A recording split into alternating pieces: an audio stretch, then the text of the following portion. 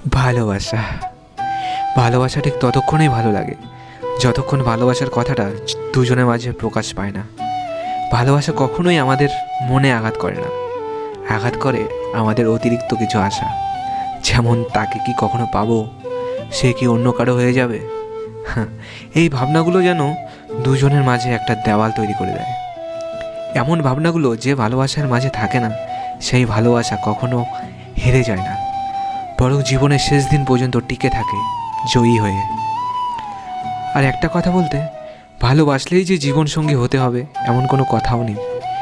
ভালোবাসা তো সেই শব্দ, যে শব্দের মধ্যে কোনো রকম চাহিদা থাকে না, আর চাহিদা যদিও প্রবেশ করে তাহলে সেখানে কষ্টও প্রবেশ করতে পারে।